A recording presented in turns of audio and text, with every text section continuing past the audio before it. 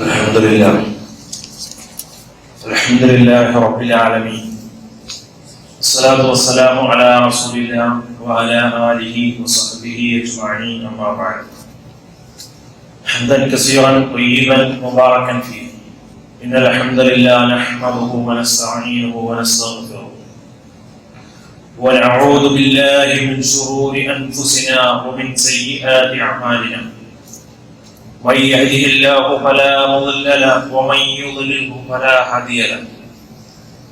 أشهد أن لا إله إلا الله وحده لا شريك له، وأشهد أن محمدا عبده ورسوله، وأرسله بالهدى ودين الحق ليظهره على الدين كله ولو كره المشركون. اللهم صل على محمد وعلى آل محمد كما صليت على إبراهيم وعلى آل إبراهيم، وبارك على محمد وعلى آل محمد كما باركت على إبراهيم وعلى آل إبراهيم إنك حميد مجيد. أما بعد، فإن خير الحديث كتاب الله، خير الهدي هدي محمد صلى الله عليه وسلم، وشر الأمور محدثاتها، وكل محدثة بدعة، وكل بدعة ضلالة، وكل ضلالة في النار. أعوذ بالله من الشيطان الرجيم. بسم الله الرحمن الرحيم.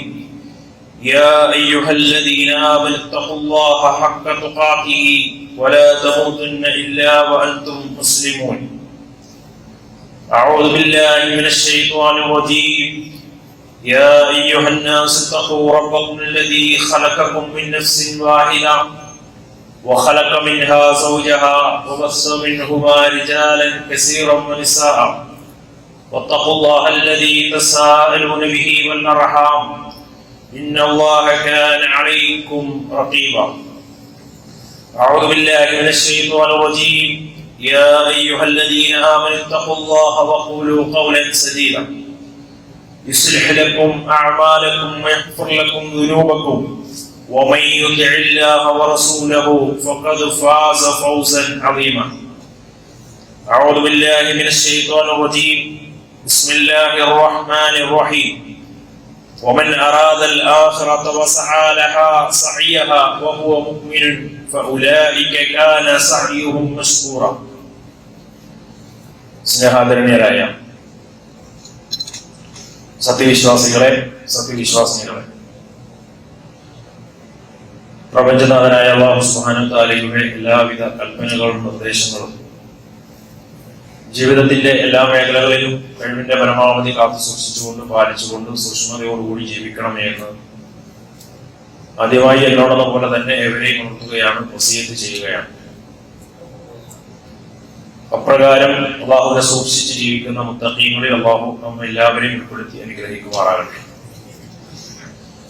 ജീവിതത്തിലുടനീളം പരിശുദ്ധ ഖുർആനിന്റെ പതിപ്പുകളായി പ്രവാചക തിരുമേനി സല്ലല്ലാഹു അലൈഹി വസല്ലമയുടെ തിരുചര്യകൾ ഇത്തിബാഅ് ചെയ്ത് ജീവിക്കുന്ന മുഅ്മിനീങ്ങളിൽ അല്ലാഹു നമ്മെ ഉൾപ്പെടുത്തി അനുഗ്രഹിക്കുമാറാകട്ടെ.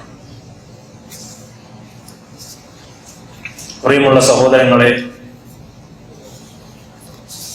നമ്മുടെയൊക്കെ ജീവിതത്തിൽ പല സന്ദർഭങ്ങളിലും ഏറെ സന്തോഷവും ആനന്ദവും ഒക്കെ ഉണ്ടാക്കുന്ന പല കാര്യങ്ങളിലോടും നോക്കി നിൽക്കുകയും ആ നിമിഷത്തിൽ വല്ലാത്ത സന്തോഷവും ആനന്ദവും ഒക്കെ ഉണ്ടാകാറുള്ളത് എന്നത് നമുക്ക് എല്ലാവർക്കും അറിയുന്ന കാര്യമാണ്. നമുക്കേറെ ആനന്ദം തോന്നിയ, സന്തോഷം നൽകിയ ഒരുപാട് ഒട്ടനവധി നിമിഷങ്ങൾ ജീവിതത്തിൽ ഉണ്ടായിട്ടുണ്ട്. ചെറുപ്രായത്തിൽ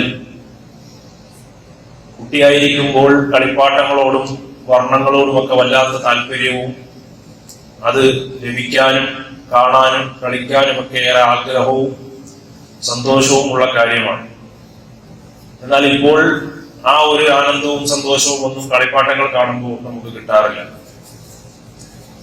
അതുപോലെയാണ് ഏതൊരു കാര്യവും. നമ്മുടെ ഒരു വീട് നമ്മൾ പണിയുമ്പോൾ, വീട് നിർമ്മിക്കുമ്പോൾ എത്ര വലിയ താല്പര്യത്തിലും ഒക്കെയാണോ അത് നിർമ്മിക്കാൻ വേണ്ടി നമ്മൾ തയ്യാറാകാറുള്ളത്. അങ്ങനെ വീടൊക്കെ നിർമ്മിച്ച് ആദ്യ സമയങ്ങളിൽ ആ വീട് നോക്കി നിൽക്കുമ്പോഴും വീട് കാണുമ്പോഴും ഒക്കെ ഉണ്ടാകുന്ന സന്തോഷം വർഷങ്ങൾക്ക് ശേഷം പിന്നീട് ആ വീട് കാണുമ്പോൾ എല്ലാവർക്കും ഒരുപോലെ ഉണ്ടായിക്കൊള്ളണമെന്നില്ല. ഏതൊരു വിഷയവും അങ്ങനെ തന്നെയാണ്.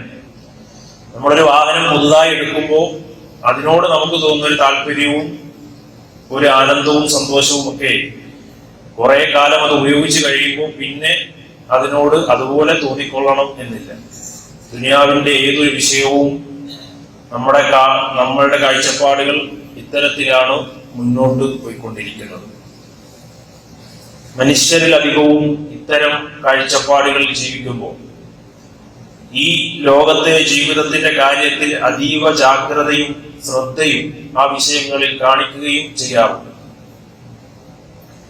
ദുനിയാവിന്റെ നമുക്ക് ബോധ്യമുള്ള പ്രകടമായിട്ടുള്ള കാര്യങ്ങൾക്ക് വേണ്ടി എത്ര ശ്രദ്ധയാണ്, പരിശ്രമമാണ് പലപ്പോഴും അതിനുവേണ്ടി മുതിരാൻ നമ്മൾ തയ്യാറാകുന്നത്. ചില കാര്യം നമ്മുടെ ജോലിയുടെ ആവശ്യത്തിനാകട്ടെ, മക്കളുടെ കാര്യമാകട്ടെ, നമ്മുടെ കുടുംബത്തിന്റെ വിഷയങ്ങളാകട്ടെ, അതിനുവേണ്ടി എത്ര ഉറക്കമൊഴിക്കാനാകട്ടെ, എത്ര ദൂരം യാത്ര ചെയ്യാനാകട്ടെ, എത്ര സമയം ചെലവഴിക്കാനാകട്ടെ, എത്ര പണം ചെലവഴിക്കേണ്ടി വരട്ടെ, അതിനൊക്കെ അതീവ ശ്രദ്ധയും ജാഗ്രതയും പുലർത്തി അതിനൊക്കെ നമ്മുടെ മനസ്സ് അതിനുവേണ്ടി ഒരുങ്ങുകയും ചെയ്യാറുണ്ട് എന്നുള്ളത് നമുക്കറിയാം. ചുരുങ്ങിയ കാലഘട്ടത്തിലെ ദുനിയാവിലെ ജീവിതത്തിന്റെ ഇത്തരം കാര്യങ്ങൾക്ക് വേണ്ടി ശ്രദ്ധയും ജാഗ്രതയും പുലർത്തുകയും അതിൽ ആനന്ദങ്ങൾ കണ്ടെത്തുകയും ചെയ്യുന്ന നമ്മൾ യഥാർത്ഥത്തിൽ അനന്തമായി കിടക്കുന്ന നമ്മളൊക്കെ എത്തിച്ചേരേണ്ട പാരത്രിക ലോകത്തിന് വേണ്ടി അതിന്റെ വിഷയങ്ങളിൽ, ദീനിന്റെ കാര്യങ്ങളിൽ, ശറഹാക്കപ്പെട്ട വിഷയങ്ങളിൽ ജാഗ്രതയും ശ്രദ്ധയും കാണിക്കാറുണ്ടോ എന്നത് നമ്മൾ ആവർത്തിച്ച് ചിന്തിക്കേണ്ട ഒരു കാര്യമാണ്. ശാശ്വതമായ പരലോകത്തെ ജീവിതത്തിന്റെ കാര്യത്തിൽ അശ്രദ്ധ കാണിക്കുകയും ദുനിയാവിന്റെ നൈമിഷികമായ കാര്യങ്ങളിൽ ശ്രദ്ധ കാണിക്കുകയും ചെയ്യുന്നവരെ കുറിച്ചാണ് ഖുർആൻ പറഞ്ഞത്. വഹും അനിൽ ആഖിറതി ഹും ഗാഫിലൂൻ. അവര് യഥാർത്ഥത്തിൽ അശ്രദ്ധമായി ജീവിച്ചുകൊണ്ടിരിക്കുന്നവരാണ് എന്ന് ഖുർആൻ നമ്മളെ ഉണർത്തുന്നുണ്ട്. വിശ്വാസികളായ നമ്മെ സംബന്ധിച്ചിടത്തോളം നമ്മുടെ ആയുസ്സിനെ കുറിച്ച് നമ്മൾ ചിന്തിക്കണം. സ്വർഗം നേടിയെടുക്കുവാനുള്ള മൂല്യവത്തായിട്ടുള്ള കർമ്മങ്ങൾ കൊണ്ട് നിരതരാകേണ്ട വലിയ കലവറയാണ് നമ്മുടെ ആയുസ് എന്ന് തിരിച്ചറിവ് നമുക്ക് ഓരോരുത്തർക്കും ഈ റൂഹുള്ള ഈ നിമിഷങ്ങളിൽ ഉണ്ടാകണം. നാളെ മരണപ്പെട്ട് ചെല്ലുമ്പോ, ഖബറിലേക്ക് എത്തുമ്പോ, പരലോകത്തേക്ക് റബ്ബിന്റെ മുന്നിലേക്ക് എത്തുന്ന സമയത്ത് വിചാരണയുടെ നാളിൽ നമ്മുടെ ഏടുകളിൽ കർമ്മങ്ങളില്ലാത്തതിന്റെ പേരിൽ ശിക്ഷിക്കപ്പെടുകയും സ്വർഗം നഷ്ടപ്പെടുകയും ചെയ്യുന്ന പരിതാപകരമായ അവസ്ഥയെക്കുറിച്ച് ഇടയ്ക്കിടയ്ക്കെങ്കിലും നമ്മൾ ഓർത്തുകൊണ്ട് ജീവിതത്തിൽ ഒരു പുനർവിചിന്തനം നടത്തണം. അള്ളാഹു നമുക്ക് അനുവദിച്ചു നൽകിയ ഈ ആയുസ് ആ ലോകത്തെ കർമ്മങ്ങൾ കൊണ്ട് കെട്ടിപ്പടുക്കുന്നതിൽ പരാജിതനാണോ എന്നത് നമ്മൾ ഓരോരുത്തരും ചിന്തിക്കണം. കാരണം നമ്മൾ ചെയ്യുന്ന ഏത് പ്രവർത്തനങ്ങളാണെങ്കിലും, നടത്തമാകട്ടെ, നോട്ടമാകട്ടെ, ചലനങ്ങളാകട്ടെ, ഏതൊരു കാര്യമാകട്ടെ, ഇതെല്ലാം അള്ളാഹുവിന്റെ മുന്നിൽ കൊണ്ടുവരപ്പെടും എന്നത് പ്രമാണങ്ങൾ കൊണ്ട് സ്ഥിരപ്പെട്ട് അള്ളാഹുവിന്റെ റസൂൽ പഠിപ്പിച്ച കാര്യമാണ്. അതൊക്കെ ബാക്കിയാവും. അത് മറയില്ല, മായില്ല, അതൊന്നും വിട്ടുപോകില്ല, അതിലൊരു വീഴ്ചയും സംഭവിക്കില്ല. എല്ലാം അള്ളാഹു കൃത്യമായി നന്മയാണെങ്കിലും തിന്മയാണെങ്കിലും നമ്മുടെ പ്രവർത്തനങ്ങൾ, ചലനങ്ങൾ എല്ലാം കൊണ്ടുവരും. അല്ലെ, നമ്മുടെ നാട്ടിൽ ഒരു കളവ് നടന്നാൽ എന്ത് നമ്മൾ ചെയ്യാറുള്ളത്? നമ്മൾ CCTV നോക്കും. അപ്പോ ആ കള്ളനെ കിട്ടിക്കഴിഞ്ഞാൽ ആ കള്ളന്റെ ചലനങ്ങൾ, അവന്റെ ആ മോഷണം, ഇതൊക്കെ അതിന്റെ ഫുട്ടേജ് പരിശോധിക്കുമ്പോൾ നമുക്ക് കിട്ടാറുണ്ട്. ഇങ്ങനെയുള്ള പല കാര്യങ്ങളും, നമ്മൾ പോയതും നമ്മൾ വന്നതുമായ ചില കാര്യങ്ങളൊക്കെ പിന്നീട് വീഡിയോകൾ റെക്കോർഡ് ചെയ്യപ്പെട്ടിട്ടുണ്ടെങ്കിൽ അത് കാണുമ്പോൾ നമ്മൾ പോലും അറിയാതെ ആ ചലനങ്ങൾ നമ്മൾ കാണുമ്പോൾ നമുക്കിങ്ങനെ അത്ഭുതം തോന്നാറുണ്ട്.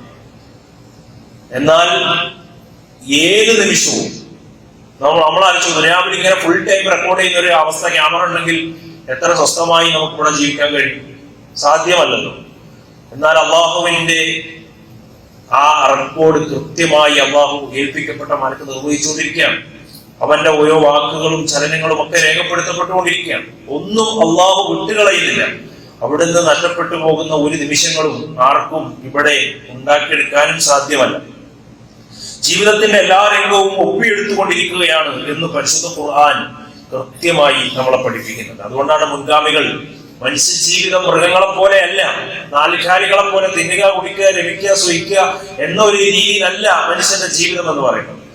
അവന്റെ എല്ലാം രേഖപ്പെടുത്തുകയും വിചാരണ ചെയ്യപ്പെടുകയും അതിനനുസരിച്ചുള്ള റിസൾട്ട് നൽകപ്പെടുകയും അതിനുള്ള പ്രതിഫലങ്ങൾ കാണപ്പെടുകയും ചെയ്യുന്ന ഒരു ലോകം നമുക്ക് വരാനുണ്ട് എന്ന് പരിശുദ്ധ ഖുർആൻ പറയുന്നുണ്ട്. അദൃശ്യമായ ഒരു ലോകം, അദൃശ്യമായ ഒരു ക്യാമറ നമ്മുടെ ചുറ്റുമുണ്ട് എന്ന് തിരിച്ചറിവ് നമുക്കുണ്ടാകണം. ഖുർആൻ പറഞ്ഞതാണ്, വമാ യഗ്സുബു അൻ റബ്ബിക മിൻ മിസ്ഖാല ദർറത്തിൻ, ഒരു അണുമണി തൂക്കം, അല്ലെ, അതിന് ചെറുതാകട്ടെ വലുതാകട്ടെ അള്ളാഹുവിന്റെ അശ്രദ്ധമായി പോകുന്നത് നിങ്ങൾ വിചാരിക്കണ്ട. അള്ളാഹ് ഉറങ്ങുന്നു നിങ്ങൾ വിചാരിക്കണ്ട. അള്ളാഹുവിന് മറവി സംഭവിക്കുമെന്ന് നിങ്ങൾ കരുതണ്ട എന്നീ ആയിട്ട് നിശ്ചയിച്ചുകൊണ്ട് പണ്ഡിതന്മാർ പറയുന്നുണ്ട്. അള്ളാഹു എല്ലാം രേഖപ്പെടുത്തി വെക്കുന്നുണ്ട്. അത് ഏറ്റവും ചെറുത് അണുമണി തൂക്കം, അതിന് ചെറുതാകട്ടെ, നമുക്ക് പറയാൻ സാധിക്കാതെ എത്രയോ നിസ്സാരമാകട്ടെ, എത്രയോ വലുതാകട്ടെ, അള്ളാഹു നമ്മുടെ ജീവിതത്തിലെ മുഴുവൻ ചലനങ്ങളും അത് അള്ളാഹു അതിൽ അശ്രദ്ധനാണ് എന്ന് ഒരാൾ ധരിച്ചു പോകണ്ട. അള്ളാഹു വ്യക്തമായ രേഖയിൽ അതെല്ലാം രേഖപ്പെടുത്തി വെക്കുന്നുണ്ട് എന്ന് പരിശുദ്ധ ഖുർആൻ പറയാണ്. നിങ്ങൾ വരുമ്പോൾ നിങ്ങൾ മുൻകൂട്ടി ചെയ്തു വെച്ച ഓരോ കർമ്മങ്ങളും ചലനങ്ങളും അള്ളാഹുവിന്റെ മുന്നിൽ അത് കൊണ്ടുവരപ്പെടുക തന്നെ ചെയ്യും. അതിൽ യാതൊരു സംശയവുമില്ല എന്ന് അള്ളാഹു പരിശുദ്ധ ഖുർആനിൽ ഓർമ്മപ്പെടുത്തുന്നുണ്ട്. സഹോദരങ്ങളെ, നമ്മുടെ കർമ്മങ്ങൾ റബ്ബിനെ ഉയർത്തപ്പെടും എന്ന കാര്യത്തിൽ സംശയമില്ല. 3 രൂപത്തിലാണ് കർമ്മങ്ങൾ ഉയർത്തപ്പെടുക. 3 രൂപത്തിലാണ് റസൂലുള്ളാഹി സ്വല്ലല്ലാഹു അലൈഹി വസല്ലം റിപ്പോർട്ട് ചെയ്യുന്ന ഹദീസിൽ കാണാം. റസൂലുള്ളാഹി സ്വല്ലല്ലാഹു അലൈഹി വസല്ലം, അല്ലാഹുവിന്റെ പ്രവാചകൻ പറഞ്ഞു, യതറാഖബൂന ഫീകും മലായികത്തും ബില്ലൈലി വമലായികത്തും ബിന്നഹാർ, രാവും പകലുമൊക്കെ കർമ്മങ്ങൾ കൊണ്ട് അള്ളാഹുവിലേക്ക് ഉയർന്നു പോകുന്ന ചില മലക്കുകളുണ്ട്. അള്ളാഹു അവരെ ഏൽപ്പിച്ചിട്ടുണ്ട്. വയജ്തമഊന ഫീ സ്വലാത്തുൽ ഫജ്ർ വസലാത്തുൽ അസ്ർ, സ്വലാത്തുൽ ഫജ്റിന്റെയും സ്വലാത്തുൽ അസ്റിന്റെയും അസറിന്റെയും സുബഹിന്റെയും സമയത്ത് അവരിങ്ങനെ സന്ധിക്കും. സുമ്മയഅറുജുല്ലദീന ബാതു ഫീകും, അവരിവിടെ വരും, അവർ ചില ആളുകളെ കാണും, ചിലത് രേഖപ്പെടുത്തും, അവരുടെ കർമ്മങ്ങളുമായി അള്ളാഹുവിലേക്ക് ഉയർന്നു പോകും.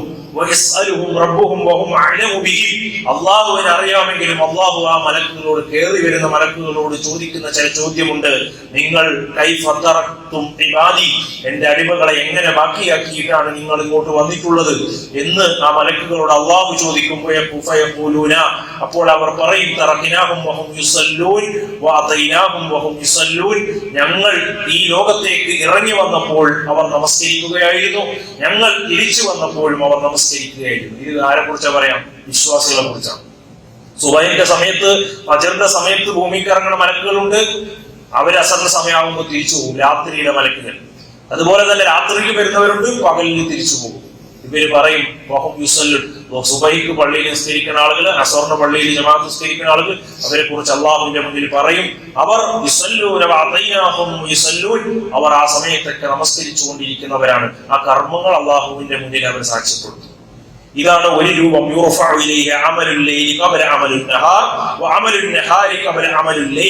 രാത്രിയുടെയും പകലിന്റെയും കർമ്മങ്ങൾ കൊണ്ട് അള്ളാഹുവിലേക്ക് ഉയർന്നു പോകുന്ന മലക്കുകൾ. അതാണ് അള്ളാഹുവിന്റെ റസൂൽ സല്ലല്ലാഹു അലൈഹി വസല്ലം ഒന്നാമത്തെ രൂപമായി പഠിപ്പിച്ചത്. അത് എല്ലാ ദിവസവും ഡെയിലി ഉണ്ട്, എല്ലാ ദിവസവും ഉണ്ട്.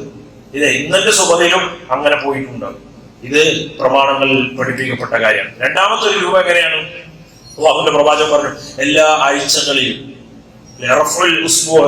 എല്ലാ ആഴ്ചകളിലും അള്ളാഹുവിലേക്ക് കർമ്മങ്ങൾ ഉയർത്തും. വ്യാഴാഴ്ചയും തിങ്കളാഴ്ചയും ദിവസം കർമ്മങ്ങൾ അള്ളാഹുവിന്റെ അടുത്തേക്ക് ഉയർത്തപ്പെടും എന്നാണ്.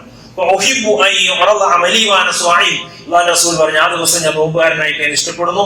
അതുകൊണ്ടാണ് തിങ്കളും വ്യാഴവും സുന്നത്ത് നോമ്പുള്ളത്. അള്ളാഹുവിന്റെ പ്രവാചകൻ തിങ്കളും വ്യാഴവും സുന്നത്ത് നോമ്പ് എടുത്തത് അതുകൊണ്ടാണ്. അന്ന് കർമ്മങ്ങൾ അള്ളാഹുവിലേക്ക് ഉയർത്തപ്പെടുമ്പോൾ ഒരാൾ ഇബാദത്തിലായിരിക്കുക എന്നതാണ് അതുകൊണ്ട് പഠിപ്പിക്കപ്പെട്ടത്. ആ ദിവസം നോമ്പെടുത്താൽ അന്ന് നോമ്പുകാരനായിട്ടാണ് അള്ളാഹുവിന്റെ മുന്നിൽ അറിയപ്പെടുക എന്ന് റസൂലുള്ളാഹി സ്വല്ലല്ലാഹു അലൈഹി വസല്ലം. 3 ആളുകളുടെ കർമ്മങ്ങൾ ഉയർത്തപ്പെടില്ല എന്ന് കൂടി ഹദീസുകളിൽ മറ്റൊരു റിപ്പോർട്ടിൽ കാണാം. ഒന്ന്, ശിർക്ക് ചെയ്തവൻ. ശിർക്ക് ചെയ്തവന്റെ കർമ്മങ്ങൾ അവന് എത്ര ഇബാദത്ത് ചെയ്താലും അള്ളാഹുവിലേക്ക് ആ കർമ്മങ്ങൾ ഉയർത്തപ്പെടില്ല. അള്ളാഹുവിൽ പങ്കു ചേർത്താൽ അള്ളാഹു മറ്റു കർമ്മങ്ങളൊക്കെ ബാത്തിലാക്കി കളയും. രണ്ടാമത്തത്, 2 പേരും തമ്മിൽ പരസ്പരം പ്രശ്നമുള്ള ആളുകൾ, പരസ്പരം വിദ്വേഷവും വൈരാഗ്യവും വെച്ച് പരസ്പരം പിണങ്ങി നടക്കുക. അത്തരം ആളുകളുടെ കർമ്മങ്ങൾ അവർ നമസ്കരിച്ചാലും നോമ്പെടുത്താലും സക്കാത്ത് കൊടുത്താലും സ്വതക്ക കൊടുത്താലും അത് അള്ളാഹുവിന്റെ അടുത്തേക്ക് ഉയർത്തപ്പെടുകയില്ല എന്ന് റസൂലുള്ളാഹി സ്വല്ലല്ലാഹു അലൈഹി വസല്ലം.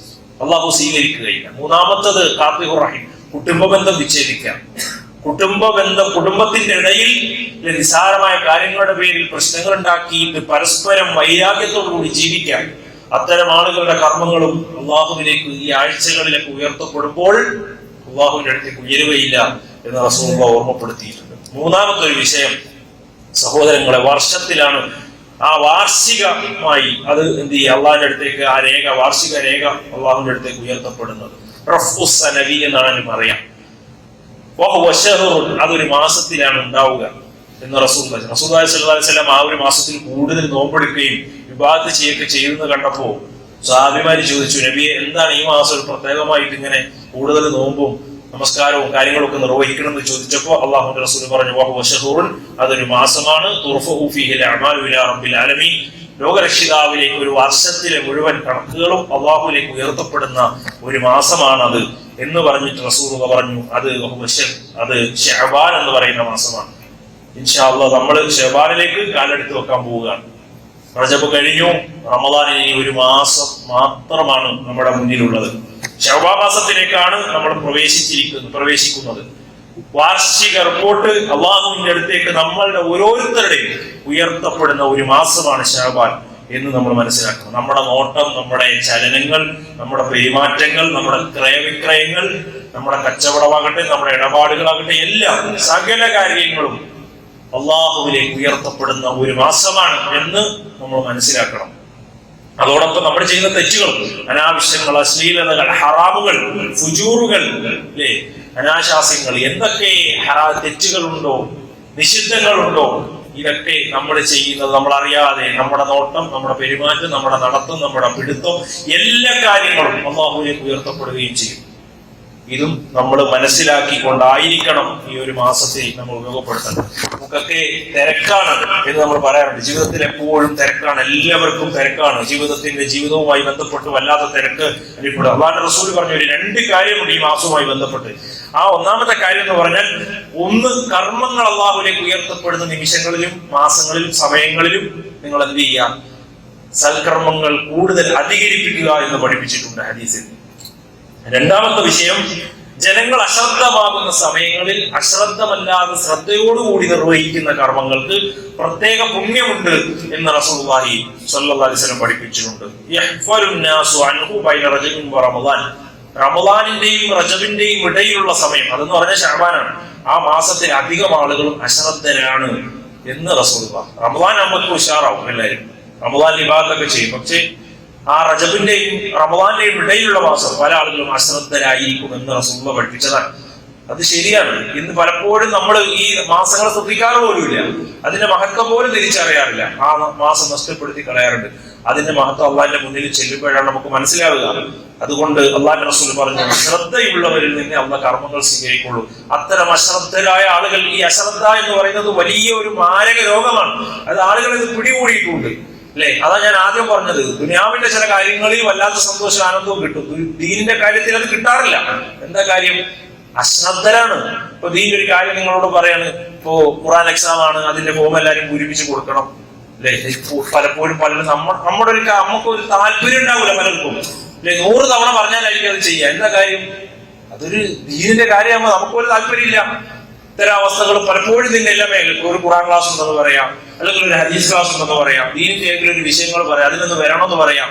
ഇത്തരം കാര്യങ്ങളിലൊന്നും നമ്മൾ ശ്രദ്ധ കൊടുക്കാറില്ല. എന്നാൽ നമ്മുടെ വീടിന്റെ കാര്യമാകട്ടെ, നമ്മുടെ മക്കളുടെ പഠനങ്ങളുടെ കാര്യമാകട്ടെ, അവരുടെ അഡ്മിഷന്റെ കാര്യമാകട്ടെ, നമ്മുടെ ജോലിയുടെ കാര്യമാകട്ടെ, എത്ര ദിവസമാണല്ലോ ഉറക്കമൊഴിക്കാനും യാത്ര ചെയ്യാനും സമയം ചെലവഴിക്കാനും പണം ചെലവഴിക്കാനും ഒരു മടിയും നമുക്കില്ല. കാരണം ദുനിയാവിന്റെ ചില കാര്യങ്ങൾ ളാഹിറായി നമുക്ക് പ്രകടമാവുകയും എന്നാൽ ആഖിറത്തിന്റെ കാര്യത്തിൽ അശ്രദ്ധമായി ഗഫലത്തിലായി ജീവിക്കുകയും ചെയ്യുന്ന ആളുകളെ കുറിച്ച് ഖുർആൻ പറയുന്നത്, അവർക്ക് കണ്ണുണ്ട്, അവർ കാണുന്നില്ല, അവർ കാതുണ്ട്, അവർ കേൾക്കുന്നില്ല എന്ന് പറയുന്ന ഖുർആനിൽ അല്ലാഹു പറയുന്നത് അവര് നരകത്തിന്റെ ആളുകളാണ് എന്ന് പരിശുദ്ധ ഖുർആൻ പഠിപ്പിക്കുന്നുണ്ട്.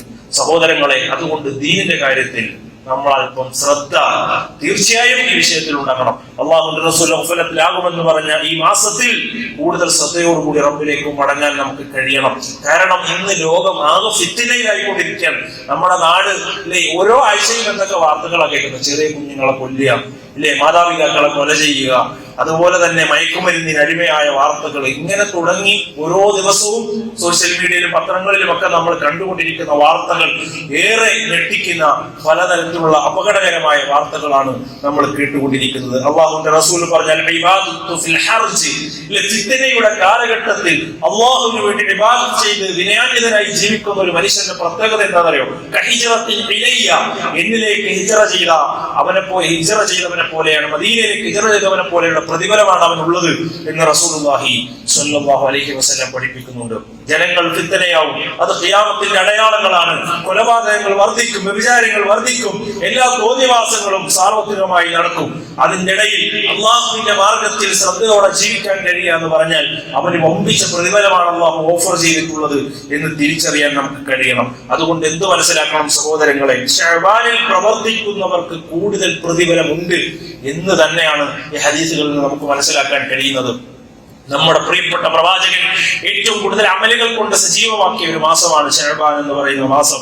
അതിൽ ഏറ്റവും പ്രധാനം എന്ന് പറയുന്നത് ഫർദായ കർമ്മങ്ങളാണ്. നിർബന്ധമായി നമുക്ക് പഠിപ്പിക്കപ്പെട്ട കാര്യങ്ങൾ, 5 നേരത്തെ ഫർദായ നമസ്കാരം, അതുപോലെ തന്നെ നിർബന്ധമായി നമുക്ക് പഠിപ്പിക്കപ്പെട്ട കാര്യങ്ങൾ. അതിലൊരിക്കലും നമ്മൾ ഈ മാസത്തിൽ അശ്രദ്ധ കാണിക്കാൻ പാടില്ല. 5 നേരത്തെ അർക്കാനുൽ ഇസ്ലാമിൽപ്പെട്ട കാര്യങ്ങൾ, പഞ്ചസ്തംഭങ്ങളിൽപ്പെട്ട കാര്യങ്ങളിൽ അതൊക്കെ നമ്മൾ പ്രാവർത്തികമാക്കുക. പള്ളികളിൽ എപ്പോഴും ഉണ്ടാവുക, വിവാദത്തിൽ സജീവമാവുക, റമദാനിന് വേണ്ടി ഒരുങ്ങുക, നിർവഹിച്ചു തീർക്കേണ്ട ബാധ്യതകൾ കൃത്യമായി നിർവഹിച്ചു തീർക്കാൻ നമ്മൾ ശ്രദ്ധിക്കുകയും പരിശ്രമിക്കുകയും ചെയ്യുക. അതോടൊപ്പം രണ്ടാമത്തെ വിഷയം നമ്മൾ ശ്രദ്ധിക്കേണ്ടത് സുന്നത്തായ ഐച്ഛികമായ കർമ്മങ്ങളാണ്. ധാരാളം സുന്നത്തായ കർമ്മങ്ങൾ അല്ലാഹുവിന്റെ റസൂൽ പഠിപ്പിച്ചിട്ടുണ്ട്. സ്വർഗ്ഗപ്രവേശത്തിന് ഉതകുന്ന ധാരാളം കർമ്മങ്ങൾ നമ്മൾ പലപ്പോഴായി ഇവിടെ പറയാറുണ്ട്. ആ കർമ്മങ്ങൾ അത് പുണ്യങ്ങൾ വാരിക്കൂട്ടാനുള്ള നീയത്തോടു കൂടി അതൊക്കെ നിർവഹിക്കുവാനുള്ള അവസരമായി ഒരു പരിശ്രമമായി നമ്മൾ അതിനെ കാണുകയും പരിശീലനമായി റമദാനിന് മുന്നോടിയായിട്ടുള്ള ഒരു പരിശീലനമായി ഈ സാഹചര്യങ്ങൾ ഉപയോഗപ്പെടുത്തുകയും നമ്മൾ ചെയ്യണം. ഒരു നഷ്ടവും ഇല്ലാത്ത കാര്യമാണെന്ന് നമ്മൾ ഉറച്ച് തീരുമാനിച്ചുകൊണ്ട് മുന്നോട്ട് പോകണം. അത് സുന്നത്ത് നമസ്കാരങ്ങളാകാം, ദിക്റുകളും ദുആകളും മറ്റു ഒരുപാട് പ്രവർത്തനങ്ങൾ, ആളുകളെ സഹായിക്കലാകാം, ആളുകളെ നോക്കുമ്പോൾ പുഞ്ചിരിക്കലാകാം, സലാം പറയലാകാം, ഇതൊക്കെ നമ്മൾ സജീവമായി നിർവഹിക്കേണ്ട കാര്യമാണ്. അതിൽ ഏറ്റവും പ്രധാനം എന്ന് പറയുന്നത് നോമ്പാണ് സഹോദരങ്ങളെ. അലൈക സിയാം. സിയാം എന്ന് പറഞ്ഞാൽ അതിന് പ്രത്യേക കൂലി തന്നെയുണ്ട്. അതുപോലെ മറ്റൊന്നില്ല എന്ന് അല്ലാഹുവിന്റെ റസൂൽ പറഞ്ഞിട്ടുണ്ട്. നോമ്പിന് അതിന് വലിയ മഹത്വമുണ്ട് എന്ന് മനസ്സിലാക്കണം. കുല്ലു അമലി ബിനി ആദമ ലഹു ഇല്ല സിയാം ഫഇന്നഹു ലി വഅനാ അജ്സി ബിഹി എന്നാണ് അല്ലാഹുവിന്റെ റസൂൽ പഠിപ്പിച്ചത്. അള്ളാഹുവാണ് അതിന് പ്രതിഫലം നൽകുക, അള്ളാഹ്ക്ക് വേണ്ടിയാണ് നോമ്പെടുക്കുന്നത്. അതുകൊണ്ട് സഹോദരങ്ങളെ, സുന്നത്ത് നോമ്പെടുക്കാൻ ഏറ്റവും ശ്രേഷ്ഠമായ ഒരു മാസം കൂടിയാണ് ഈ ശഅബാൻ എന്ന് നമ്മൾ മനസ്സിലാക്കുക. നമ്മുടെ തിരക്കുകളുടെയും റമദാനിന് മുന്നോടിയായി ധാരാളം സുന്നത്തുകൾ എടുക്കുക. നമ്മുടെ ഇച്ഛകൾ പലപ്പോഴും നമ്മളെ പിടിച്ചു നിർത്തും, ഇല്ലേ? അത് പിശാച് അതിനെ അനുവദിക്കുകയില്ല. റസൂലുള്ളാഹി പറഞ്ഞു ഹുജിബത്തിൻ നാറു ബിശ്ശഹവാത്ത്, നരകം ഇച്ഛകൾ കൊണ്ട് പൊതിയപ്പെട്ടതാണെന്നാണ്. ആ ഇച്ഛകളാണ് പലപ്പോഴും നമ്മളെ തെറ്റുകളിലേക്ക് നയിക്കുന്നത്. അത് നരകത്തിലേക്ക് നമ്മൾ കൊണ്ടെത്തിക്കുമെന്ന് തിരിച്ചറിയാം. ഹുജിബത്തുൽ ജന്നത്തു ബിമഖാരിഹി, സ്വർഗം ത്യാഗം കൊണ്ട് വലയം ചെയ്യപ്പെട്ടതാണ്. സ്വർഗം കിട്ടണോ അല്പം ത്യാഗം സഹിച്ചേ മതിയാകൂ. ചൂടുണ്ടാകും, ജോലി ഉണ്ടാകും, തിരക്കുണ്ടാകും. ഇതൊന്നും പറഞ്ഞിട്ട് നമ്മൾ ഇതിന്ന് ദീനിന്റെ കാര്യങ്ങളിൽ നിന്ന് മാറിക്കാൻ പാടില്ല. അല്പം ത്യാഗം സഹിക്കുക എന്നത് സ്വർഗം നേടിയെടുക്കാൻ അനിവാര്യമാണ് എന്നതുകൂടി സഹോദരങ്ങളെ മനസ്സിലാക്കുക. ധാരാളം സുന്നത്ത് നോമ്പുകൾ വർദ്ധിപ്പിക്കുക. റസൂലുള്ളാഹി പറഞ്ഞു ലം യകുനി നബി യസൂമു, ആയിഷ ബിബി പറയാണ് അല്ലാഹുവിന്റെ റസൂൽ അക്സർ മിന ശഅബാൻ, അല്ലാഹുവിന്റെ റസൂൽ ധാരാളം നോമ്പെടുത്ത ഒരു മാസമാണ് ശഅബാൻ മാസം. അത്രയും നോമ്പെടുത്ത മറ്റൊരു മാസങ്ങളുമില്ല. പൂർണ്ണമായി നോമ്പെടുത്തത് റമദാനിലാണ്. അതിനുശേഷം ശഅബാനിനെ പോലെ കൂടുതൽ നോമ്പെടുത്ത മറ്റൊരു മാസങ്ങളുമില്ല. ഫഇന്നഹു കാന യസൂമു ശഅബാന കുല്ലഹു, ശഅബാനിൽ ഏകദേശം കുല്ലഹു മൊത്തത്തിൽ എന്ന് പറഞ്ഞാൽ അതിന്റെ അർത്ഥം ഐ ഗാലിബഹു എന്ന് പറഞ്ഞാൽ ഭൂരിഭാഗവും നോമ്പെടുത്തിരുന്നു എന്ന് നമുക്ക് കാണാൻ സാധിക്കും. കാന യസൂമു ശഅബാന ഇല്ല ഖലീല, ശഅബാനിൽ വളരെ കുറച്ച് ദിവസം മാത്രമേ അല്ലാഹുവിന്റെ റസൂൽ നോമ്പെടുക്കായിരുന്നുള്ളൂ. ബാക്കിയുള്ള ദിവസങ്ങളിലൊക്കെ അല്ലാഹുവിന്റെ പ്രവാചകൻ നോമ്പെടുത്തിട്ടുണ്ട്. മാ സാമൻ നബി ശഹ്റൻ ഖാബിലൻ ഖത്തുൻ ഗൈറ റമദാൻ എന്ന് കാണാൻ സാധിക്കും. സഹോദരങ്ങൾ, അതുകൊണ്ട് തിങ്കൾ വ്യാഴം സുന്നത്ത് നോമ്പുണ്ട്, അത് നമ്മൾ നിർവഹിക്കുക. അയ്യാമുൽ ബൈദിന്റെ 3 നോമ്പുകളുണ്ട്, 13, 14, 15, അതെല്ലാ മാസവും ഉള്ളതാണ്. അത് നമ്മൾ എടുക്കുക. അതുകൂടാതെ ദാവൂദ് നബിയുടെ നോമ്പ് എന്ന് പരിചയപ്പെടുത്തിയതുപോലെ 1 ഇടവിട്ടുള്ള നോമ്പുകളുണ്ട്, അങ്ങനെയും നമുക്ക് എടുക്കാവുന്നതാണ്. ഇങ്ങനെ ശഅബാനിൽ മാക്സിമം അള്ളാഹുവിന്റെ റസൂൽ പഠിപ്പിച്ചതനുസരിച്ച് ആ സുന്നത്ത് നോമ്പുകൾ എടുക്കുവാൻ നമ്മൾ ശ്രദ്ധിക്കുക. നോമ്പ് ചെയ്ത് വീട്ടാനുള്ള ആളുകൾ ആയിഷ ബീബിയൊക്കെ നോമ്പ് കൂടുതൽ പുണ്യം കിട്ടാൻ വേണ്ടി ഷഅബാനിലേക്ക് വെക്കുമായിരുന്നു, ഷഅബാനിൽ അത് നിർവഹിക്കുമായിരുന്നു എന്ന് കാണാം. അല്ലെ, റമദാൻ നമ്മളിലേക്ക് വരികയാണ്. കഴിഞ്ഞ റമദാനിലെ നോമ്പ് പിടിച്ചു വീട്ടാത്ത ആളുകൾ ഉണ്ടാകും.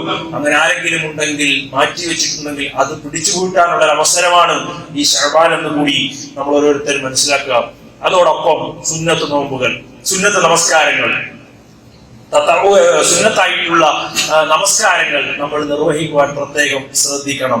അല്ലെ, റസൂലുള്ളാഹി സ്വല്ലല്ലാഹു അലൈഹി വസല്ലം പറഞ്ഞു, എന്റെ കൂടെ സ്വർഗത്തിൽ വരാൻ, സ്വർഗത്തിൽ ഒരു സാമീപ്യം കിട്ടാൻ എന്ത് വേണമെന്ന് ചോദിച്ച സ്വഹാബിയോട് അല്ലാഹുവിന്റെ റസൂൽ പറഞ്ഞതാണ്, നീ ധാരാളമായി സുജൂദ് വർദ്ധിപ്പിക്കുക എന്ന് പറഞ്ഞാൽ സുന്നത്തായ നമസ്കാരങ്ങൾ ധാരാളമായി വർദ്ധിപ്പിക്കുക. ഖബറിൽ കിടക്കുന്ന മനുഷ്യൻ പോലെ ആഗ്രഹിച്ചു പോകുന്ന ഒരു കാര്യം അല്ലാഹുവിന്റെ റസൂൽ പറഞ്ഞ എന്താ, ഒരു 2 റക്അത്ത് നമസ്കരിക്കാൻ അവസരം കിട്ടിയിരുന്നില്ല. അതിന്റെ മഹത്വം അവിടുന്നാണ് അവൻ മനസ്സിലാക്കുക. അതുകൊണ്ട് സഹോദരങ്ങളെ, സുന്നത്തുകൾ ധാരാളം വർദ്ധിപ്പിക്കുക. ദുഹാ നമസ്കാരം നഷ്ടപ്പെടുത്താതിരിക്കുക. അല്ലെ, എത്ര സമയം വേണം, 5 മിനിറ്റ് വേണ്ട, ഒരു 2 റക്അത്തെങ്കിലും ചുരുങ്ങിയത് നമസ്കരിക്കാൻ. അതുപോലെ റവാത്തിബ് ശക്തമായ സുന്നത്താണ്, അത് നമ്മൾ നിർവഹിക്കുക. ഫർദ് നിസ്കാരങ്ങൾക്ക് മുന്നും ശേഷവുമായി അല്ലാഹുവിന്റെ റസൂൽ പഠിപ്പിച്ച കാര്യമാണ്. അത് ഇത്രയും തസ്ബീഹുകൾക്ക് തുല്യമാണ് എന്നൊക്കെ നമ്മൾ എപ്പോഴായി മനസ്സിലാക്കിയിട്ടുള്ളതാണ്. വിശദമായി ഞാൻ വിശദീകരിക്കുന്നില്ല. അതുപോലെ തന്നെ വിത്ർ നിസ്കാരം, അല്ലാഹുവിന്റെ അബൂ ഹുറൈറ പറയുന്നുണ്ട്, എന്റെ ഖലീല്, എന്റെ കൂട്ടുകാരൻ എനിക്ക് വസിയത്ത് ചെയ്ത വിഷയമാണ്, അല്ലാഹുവിന്റെ റസൂൽ പറഞ്ഞ വസിയത്ത് നൽകിയ വിഷയമാണ് വിത്ർ നമസ്കാരം. ഏറ്റവും ചുരുങ്ങിയത് ഒരു 3 റക്അത്തെങ്കിലും നമ്മൾ നമസ്കരിക്കുക. ഇശാന് ശേഷം രാത്രി ഉണരില്ല എന്ന് ഭയപ്പെടുന്നവരാണെങ്കിൽ ഇശാന് ശേഷം നമസ്കരിക്കാം. അല്ലെങ്കിൽ രാത്രി അന്ത്യയാമങ്ങളിൽ തഹജ്ജുദ് നമസ്കരിക്കുമ്പോൾ അതിന്റെ കൂടെ വിത്തറാക്കി അവസാനിപ്പിക്കുക എന്ന കാര്യം നമ്മൾ പ്രത്യേകം ശ്രദ്ധിക്കുക. അതിനൊക്കെ പ്രത്യേകമായ പുണ്യങ്ങളും പ്രതിഫലങ്ങളും അല്ലാഹുവിന്റെ പ്രവാചകൻ സല്ലല്ലാഹു അലൈഹി വസല്ലം പഠിപ്പിച്ചിട്ടുണ്ട്. അതോടൊപ്പം സഹോദരങ്ങളെ, പ്രാർത്ഥന വളരെ പ്രധാനമാണ്. ഈ മാസത്തിൽ നമ്മൾ പ്രാർത്ഥിക്കുക, മഗ്ഫിറത്ത് ചോദിച്ചു മേടിക്കുക. അതുപോലെ തന്നെ അല്ലാഹുവിനോട് ഇസ്തിഗ്ഫാറിനെ ചോദിച്ചുകൊണ്ടിരിക്കുക.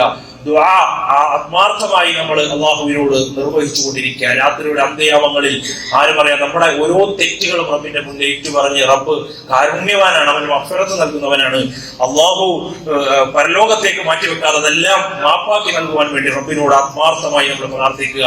അതോടൊപ്പം സ്വകാര്യ നിമിഷങ്ങൾക്കൊപ്പം നമ്മുടെ ഫർദ് നിസ്കാരങ്ങൾക്ക് ശേഷം പ്രാർത്ഥനകൾ സ്വീകരിക്കപ്പെടുന്ന സമയമാണ്. ആ സമയവും അതിനുവേണ്ടി ഉപയോഗിക്കാൻ നമ്മൾ തയ്യാറാകുക. അതോടൊപ്പം സഹോദരങ്ങളെ, ഖുർആൻ പാരായണം അത് നമ്മൾ ഈ മാസം കൃത്യമായി നിർവഹിക്കണം. ഷഹറുൽ ഖുർആ എന്നാണ് പണ്ഡിതന്മാര് പറഞ്ഞത്. ഈ മാസം ഖിറാഅത്ത് ചെയ്യുന്നവരുടെ മാസമാണ് എന്ന് പഠിപ്പിച്ചിട്ടുണ്ട്. റമദാനിന് വേണ്ടി ഒരുങ്ങുമ്പോൾ തീർച്ചയായും മാസങ്ങൾ ഖുർആൻ എടുക്കുക. ചില ആളുകളൊക്കെ കഴിഞ്ഞ റമദാൻ കഴിഞ്ഞിട്ട് ഖുർആൻ അടച്ചു വെച്ചതാണ്. അല്ലെ, മൊബൈലിൽ പോലും ഖുർആൻ ഉണ്ടാവില്ല.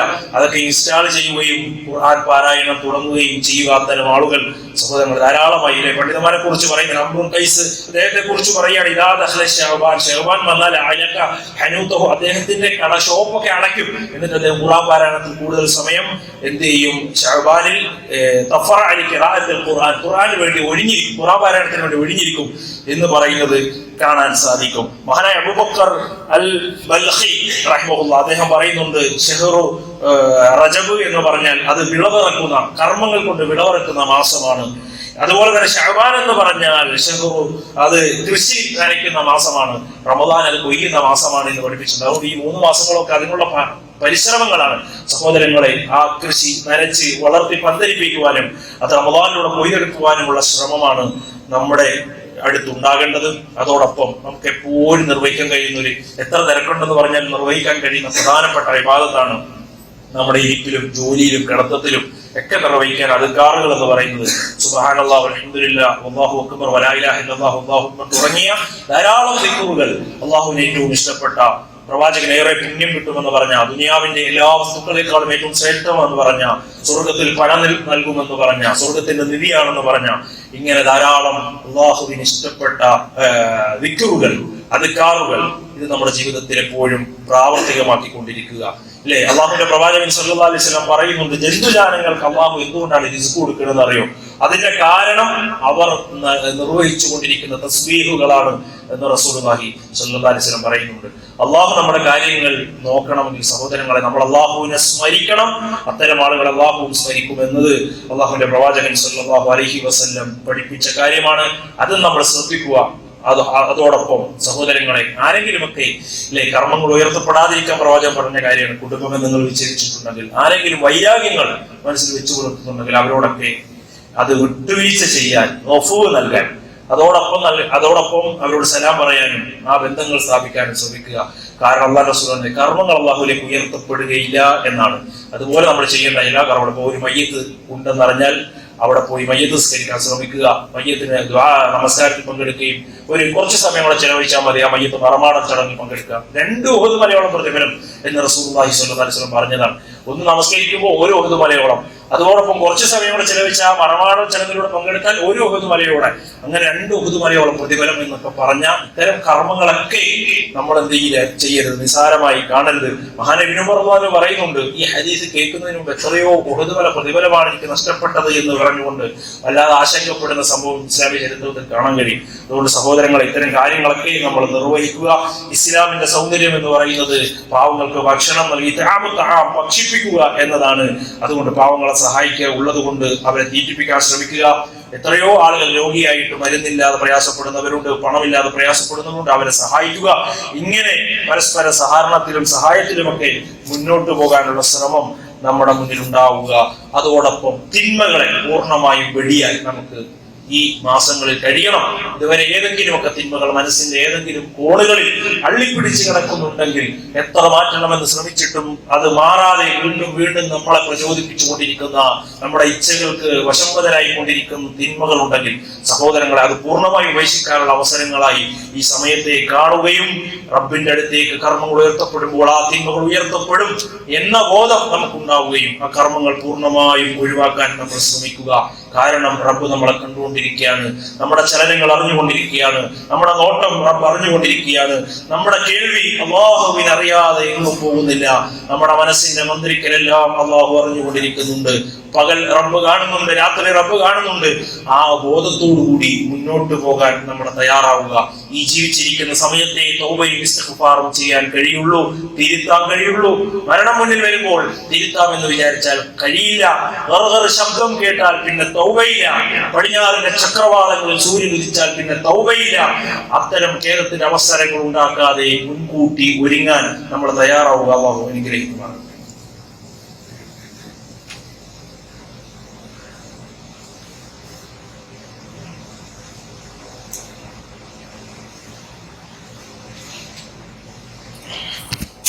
അൽഹംദുലില്ലാഹി റബ്ബിൽ ആലമീൻ വസ്സലാത്തു വസ്സലാമു അലാ റസൂലില്ലാഹി വഅലാ ആലിഹി വസഹ്ബിഹി അജ്മഈൻ. സ്നേഹം നിറഞ്ഞ സത്യവിശ്വാസികളെ, അല്ലാഹുവിന്റെ വിധിവിലക്കുകൾ ജീവിതത്തിന്റെ എല്ലാ മേഖലകളിലും പാലിച്ചുകൊണ്ട് സൂക്ഷ്മതയോടുകൂടി ജീവിക്കണമേ എന്ന് എന്നോടും നിങ്ങളോടും ഉണർത്തുകയാണ്, ഓർമ്മപ്പെടുത്തുകയാണ്. അങ്ങനെ ജീവിക്കുന്ന മുത്തഖീങ്ങളിൽ അല്ലാഹു നമ്മെ എല്ലാവരെയും ഉൾപ്പെടുത്തി അനുഗ്രഹിക്കുമാറാകട്ടെ. പ്രിയമുള്ള സഹോദരങ്ങളെ, ശഅബാനാണ്. ശഅബാൻ മാസത്തിൽ അല്ലാഹുവിനെ കണ്ടുമുട്ടണമെന്ന് ആഗ്രഹിക്കുന്ന, സ്വർഗത്തിൽ പ്രവേശിക്കണമെന്ന് ആഗ്രഹിക്കുന്ന വിശ്വാസികൾക്ക് അല്ലാഹു ചെയ്യാൻ പറഞ്ഞത് സൽക്കർമ്മങ്ങൾ ചെയ്യുക എന്നതാണ്. മൻ കാന യർജു ലിഖാ റബ്ബിഹി ഫലിയഅമൽ അമലൻ സ്വാലിഹ. സ്വർഗ്ഗം പ്രവേശിക്കണം, അമൽ സ്വാലിഹാത്ത് നിർവഹിക്കണം. അമൽ സ്വാലിഹാത്ത് ഏതാണ്? അത് അല്ലാഹു പഠിപ്പിച്ച, അവന്റെ റസൂൽ പഠിപ്പിച്ചു തന്ന കർമ്മങ്ങളാണ് അമൽ സ്വാലിഹാത്ത്. ഈ മാസത്തിൽ ഒരുപാട് അനാചാരങ്ങളും അന്ധവിശ്വാസങ്ങളും സമൂഹത്തിൽ വ്യാപിച്ചിട്ടുണ്ട്. അത് നമ്മുടെ സ്വർഗത്തെ നഷ്ടപ്പെടുത്തുകയും നരകത്തിന്റെ അവകാശികളായി തീർക്കുകയും ചെയ്യുമെന്ന് നമ്മൾ മനസ്സിലാക്കുക.